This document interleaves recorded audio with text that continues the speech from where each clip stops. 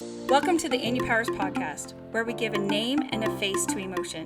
We discuss the real and raw when it comes to mental and emotional health. We are here to teach you that emotions are information and behavior is a choice. We want to help you make safer connections through healthy communication by empowering you to understand what your emotions are telling you. I'm your host, Tami Hymas. Let's get started.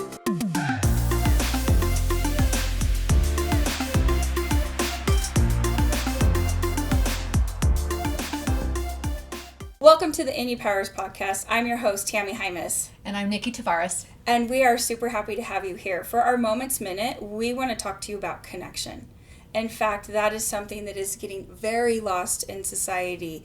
So we want you to think for your Moments Minute and have this in your mind while you are actually listening to this entire podcast digitally, that how many people do you actually have human connection with a day? Eye-to-eye contact, verbal interaction, not digitally, but person to person. And then when you're with them, are you engaged with the person that you're in front of? Or is there a phone or some digital device in the way? It's so important. Connection with those around us is such a vital key to having healthy relationships. I mean, relationships are important, and having that connection and that human connection is so important. I went to a conference and they were showing the MRIs of children and adults, and when an adult was on a technical device or a child, their dopamine center was lit up, but they were missing the other chemical reactions like the serotonin and the endorphins and those other chemical things, which we will talk with our psychologist about to get those all correct. Yeah. But the second a parent put their screen between the child and the adult, the light and the chemistry dimmed for the child. And I was like, wow, we are so connected, yet we are further apart than we've ever been. Absolutely true. Absolutely true. And electronics and technology is a wonderful tool. Absolutely. But when it's overused, it can have ramifications. What happened with your kiddos? Well, just think about this. If you're a kid, I mean, how many times have you been to the grocery store and you see the kid in the front playing with a phone while mom does grocery shopping? Or we have restaurants now that have devices there to keep the kids entertained while the adults talk. But we're missing that communication. And if you, for the first 5 years of their lives, everything is technology, and you don't have those communication skills, you're not talking verbally back and forth, you're not doing those things, what happens when you get to school in kindergarten, first grade, when you're surrounded by humans and they're trying to interact with you and you don't know how? You don't know how. You've never had this much stimulation before. You have 20 some odd kids in your classroom that you've never had to deal with before and asking you questions and coming and going, but you've only been on technology and a device and limited interaction. There's anxiety, there's behavior issues, there's crying, there's a whole bunch of things. Like, I don't think we think of the ramifications of not talking with our kids, of not reading with our kids, not interacting with our kids, and letting our kids interact with other kids. They don't know how to handle different opinions. They don't know how to handle... What do they call somebody with different opinions when they haven't learned those skills? Don't they normally say, they're being a bully because they're not having the same opinion as them? It depends on bullying, because I think we've overused bullying. And now, don't get me wrong, there is bullying out there. But there's a difference between someone being rude and like cutting in front of you in line one time, not on purpose. That's just being rude. But some people call that bullying. It's when it happens over and over and over again and you've asked them to stop that it becomes bullying. Right. And so, but a lot of times if we don't get, kids don't get their way, they do think kids are bullying them. They think that they throw fits to get their way. They lots of different behaviors you're seeing in classrooms when they don't get the way, or something gets tough, or if they feel someone's getting something and they're not, the whole fair versus equal thing. We just lose. They don't know how to interact with others because they haven't had to. And I remember when I was a kid that we played neighborhood games. Oh, yeah. And there was a big Tammy and I'm little Tammy. And I'm not coordinated with a ball. And they would play like baseball or other games, and I was always last pick, but I was last picked, and they had to deal with me and I had to deal with them, and I would just want to play and they wanted me to play. They just didn't want me to try to hit the ball. Like, we came up with all these schemes like, Tami, you swing and I'll actually hit it from behind. I'm like, okay. Like, but those were negotiation skills. Those were understanding my skill set and their skill set, and figuring out that I don't always have to boss everybody around. There was peer pressure or peer interaction. Right. And then the fact that you had to learn when you were last picked, or when you were first picked, or that you don't like it when people are bossy, and right, and how to deal with that. Now, if someone on the playground, as someone tells you what to do, they go off crying. Oh. You know, a lot of times they'll go off crying, they'll go tattletale. Not that it's wrong to tattletale, but tattletaling is when you try to get someone in trouble on purpose. Now, there's a difference if someone's going to hurt someone or things like that. But when it's just because you didn't get your turn in Foursquare or because someone didn't pick you. But we don't know how to deal with that playground etiquette, if you will. The things that we automatically learned. You know, you called someone out for being a cheater. We don't want to play with you if you are going to be a cheater, right? And you had to learn if you were going to cheat, no one wanted to play with you. But now it's like, well, we don't even know how to talk to you. You know, we don't know how to interact. We don't know how to get back up if we get our feelings hurt. You know, we don't know. I mean, back in the day, you were taught, sticks and stones may break my bones, but names will never hurt me. Well, now it's like if someone calls you a name, it's the end of the world. Well, and is that why there's so much tolerance too? I think so. Because people are, like, children will be screaming at the top of their lungs or throwing huge tantrums, and people watch it instead of say something. Or, like, there's it feels like we're scared to talk with someone about the way they're connecting with us, or what's working and what's not working with us about any information. Well, I think it depends on the situation with the kids. Because, for example, when I would go to the store with my kids, they would want a candy, whatever, and I would tell them no. And they would think that if they threw a fit and screamed loud enough, they were going to get their way because mom's embarrassed. No, I let them scream in the cart and continued my shopping, and it only took one time, and they realized they were not going to get their way. And I'm sure everybody else was going, what's going on? But I was teaching my kid a lesson, you know, type of thing, instead of giving in because I was embarrassed or leaving because I was embarrassed and I'd have to come back. No, I taught my kids that behavior is not okay in public, that it's not going to work on me. And it only took one or two times, and we were good. Right. But likewise, at a school or something like that, if a kid screams, we're so quick to make sure that kid that's screaming is okay and not figuring out the why behind the screaming. If they're hurt or things like that, we're going to help take care of that. But if it's because someone called them a name, we're not saying, okay, that's not appropriate behavior. And when someone calls you a name, we're too worried about calling out what's appropriate behavior and what's not appropriate behavior. Does that make sense? Yes. You know, but even just disagreeing, and as kids get older in school, you know, learning how to disagree without being disagreeable. Just those relationships, those connections of having a discussion, even in young adults and even adults. I was going to say, I think we're struggling with conflict, period. I think conflict is inevitable. Being contentious is a choice, because we are always going to have a different opinion in the world than our own, because we are not like any other person in the world. However, you can have a conflict without being contentious, or you can disagree without being disagreeable. We can choose. Or calling people names and belittling someone. You know, it's all about how to have a relationship and a connection. And parents want to have a relationship with their kids. That means they're going to have to actually put some effort into it. You've got to talk to your kids. You know, you ask them, how was your day at school? Fine. I was going to say the common word is fine. You can't just leave it at that. I got teenagers and stuff. You can't just leave it about that. I have them say, well, tell me what one bad thing at school today. Tell me one good thing about school today. Or get to know them. What happened in third hour? What happened in gym class? What happened in history today? You're going to have to get more specific than just, how was it? Good? Fine? Yeah, you're going to have to talk. You know, get to know their friends' names and said, hey, how's such and such doing?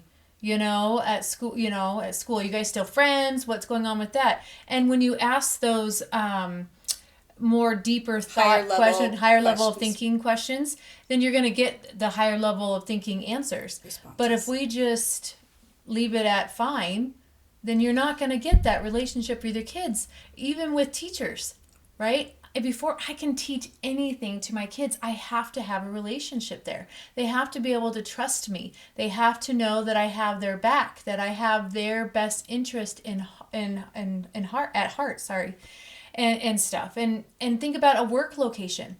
You got coworkers. You've got to be able to talk and develop relationship with them and trust them so that you can accomplish the tasks. Or if you need help with a task, if you don't have a relationship with someone, how can you go up and ask them for help? How can you go ask them for opinions or some ideas? If you don't have a relationship, an actual connection, a human connection with them.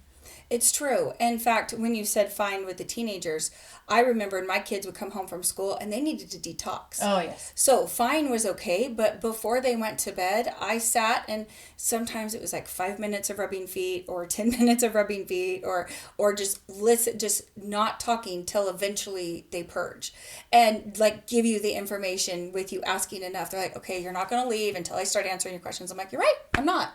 And, sometimes we take the easy way out. Mm-hmm. In fact, we live in a very instant society. Yes. And I also think because we sent a text, we think we've connected. And that is not a human connection. Nope. There is so much more, right? Well, because part of the problem with the text or even an email is people second guess. How was that? What was the tone of that? Right. The tone is implied by the person that is receiving the text, right? Not by the person giving the text. And that is like nightmarish for me because I struggle to read and write. And when I send a text, I'm like, I hope I'm sending something nice. My thoughts are always positive, loving, and encouraging. And sometimes they might not be totally happy, but they're never mean or malice. Right. And if your thoughts about me are that I'm mean and malice and you read my text, I could say, that was great. And you'd be like, that was great. Like you could totally how was that? change Was that it. sarcastic? Was that not sarcastic? But if I knew you and had a relationship with you, a connection with you, then I would know never to take it that way. But if you don't have a connection with someone, then how do you know? Exactly. And we need that touch. We need that human touch, a hug, an arm thing, especially kids. They need that. They need to know that they're loved no matter what. They need to know that they're being heard.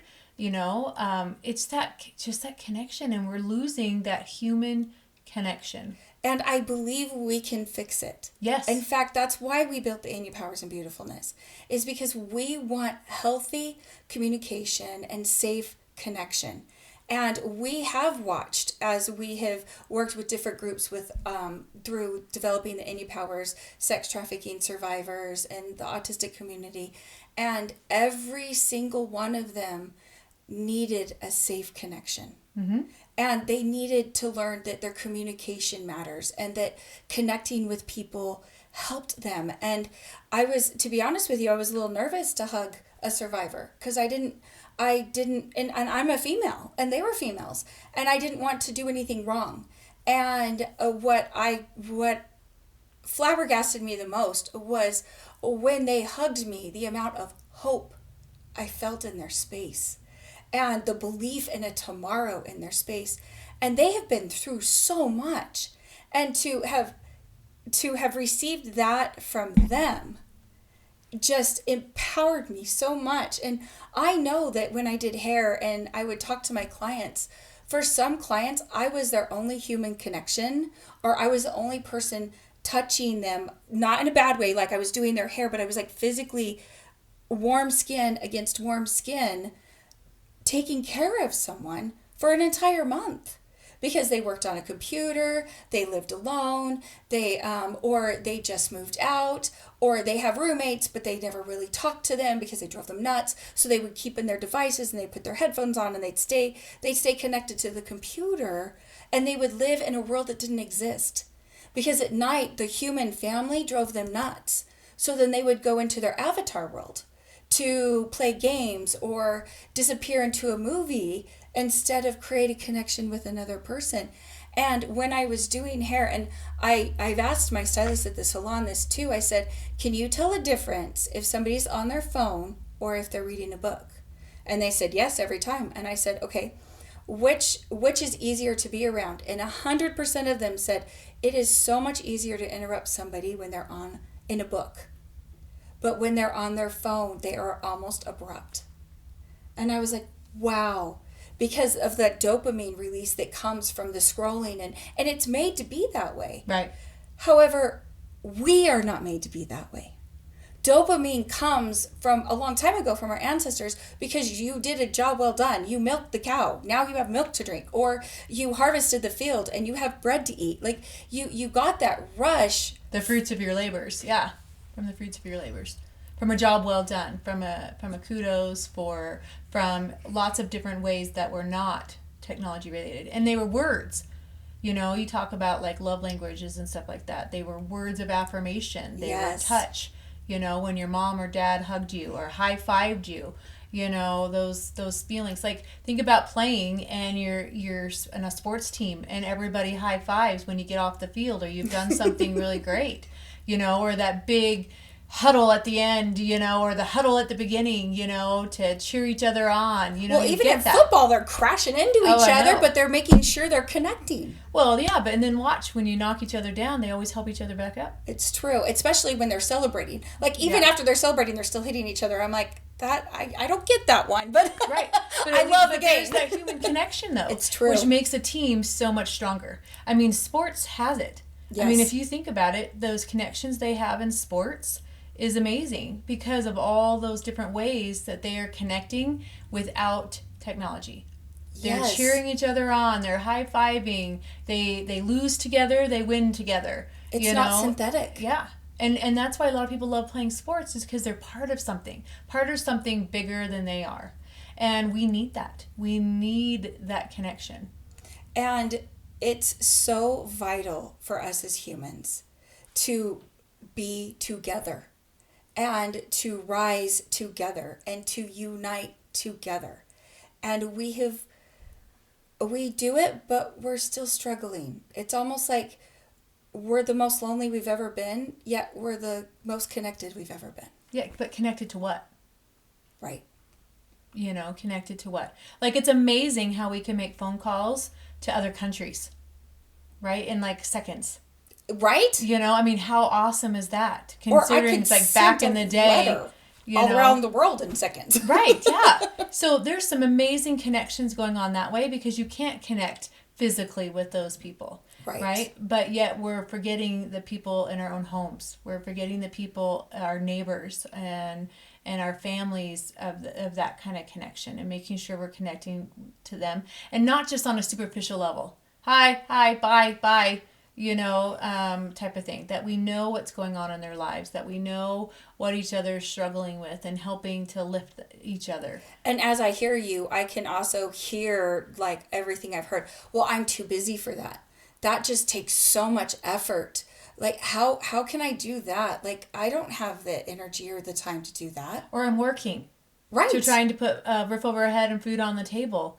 But all that energy of working, you've just missed out on that human connection and those human relationships. And what are you working for? Yeah. If you're not working for the connections and the love and the opportunity. It's true. I worry. But I think there's hope. There's lots of hope. You know, with this program and stuff, and recognizing your thoughts and feelings and your emotions and what to do with them, and to recognize what you need. Yes. You know, and like, I need to be seen. I need to be heard. I need to be a part of something. Yeah. I need to get out of my way and put down my phone and talk with someone. Right, but how do we know we need that if we don't look inward? Right. You well, know? and that's what the program helps do. It helps you recognize that your emotions are giving you information, so that you can find what you need and then fix it. Yes. Or add to it, or enhance it, or let it go. Whatever you need to do with it. Right, because there's unhealthy connections. Yes. That you need to let go. Right. And that's okay too. Right. And being able to recognize that this is not a healthy connection. This is not what I need. I need a healthy connection. not this unhealthy one, and to let it go and find those healthy ones. Because that's a very big empowering thing for people too. That's so true. Realizing that, okay, this isn't healthy, and that's okay. If I, limit contact or no contact or, those types of things, that's okay. It really is okay, because you know what you need and not everybody else does. And finding those who are going to be those healthy connections for you. Right. So that you can build the life you want and you can have what you need so that you can have the life that we all need from you. Right. Like that whole idea that your life is like a play and then like the people in it are the actors and stuff and actresses. You can pick who's in your play. You can pick who your actors and actresses are that you're acting with. But not only that, you get to pick how you act. That too. Because you have control. Your emotions do not have to be behavior. Your emotions are information. That's right. And when you understand what the information's telling you, you can truly heal and add to the world.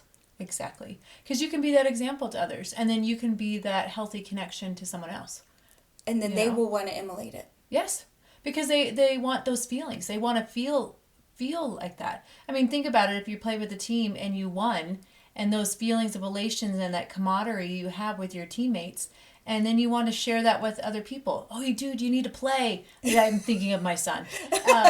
You need to come back and play because it's so awesome. We have such a good time, and you're so good, and you're going to love it, because you want to share it.